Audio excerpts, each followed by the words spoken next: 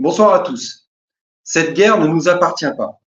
Emmanuel Macron, ce traître belliciste, n'est que le pion des grandes puissances financières internationales.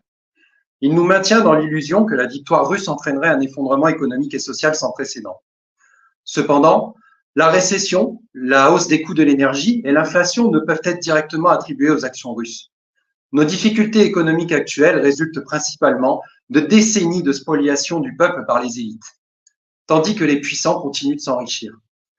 Quand les masses, quant à elles, luttent pour joindre les deux bouts. Une guerre contre la Russie ne servirait que les intérêts des élites.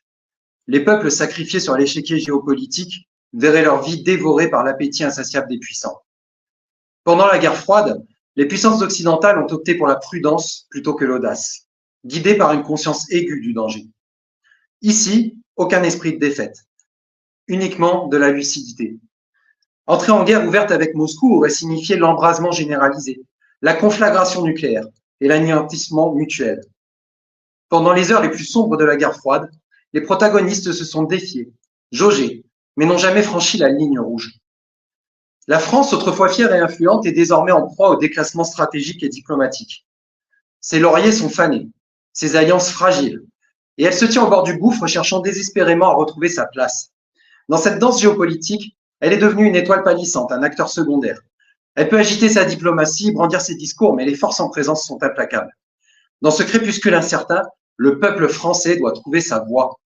Peut-être dans l'ombre des géants découvrira-t-il une lueur d'espoir, une stratégie inattendue.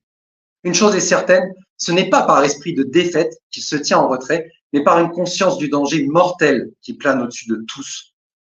Emmanuel Macron et ses sujets les plus zélés se livrent à une odieuse inversion accusatoire, tissant des fils de réinterprétation de l'histoire et d'amalgames grossiers. Les pacifistes, jadis porteurs de l'étendard de la paix, sont désormais insultés, affublés des étiquettes de lâches, de poutinistes ou de pétinistes. Ironie cruelle, ces épithètes proviennent de ceux-là même qui érigent en France un régime de plus en plus totalitaire et orwellien, tout en cautionnant les dérives bandéristes du régime de Kiev.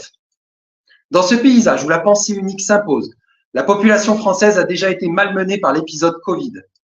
Confinement, restrictions, discrimination et incertitude ont laissé des cicatrices profondes. Alors que les vents de la guerre se lèvent à l'horizon, il ne fait désormais nul doute que ce caractère totalitaire s'accentuera, tel un étau resserrant notre liberté et notre dignité. Dans ce théâtre de l'absurde, les pacifistes sont devenus des cibles, des boucs émissaires, sacrifiés sur l'autel d'une idéologie implacable. Dans cette France, livrée en peinture par un vulgaire vendu jupitérien, que reste-t-il de notre souveraineté et de notre liberté? Les mots se fanent, les idéaux s'effritent. Mais peut-être que dans l'obscurité, une lueur d'espoir persiste. Peut-être la France se dresse-t-elle contre ce totalitarisme grandissant, affirmant que la lumière peut triompher de l'ombre. Dans ce moment crucial, la France se tient à la croisée des chemins. La guerre approche, mais la paix peut encore prévaloir, et les masques tombent. À vous de décider dans quel monde vous voulez vivre, dans quel récit vous inspirez vous inscrire. Merci.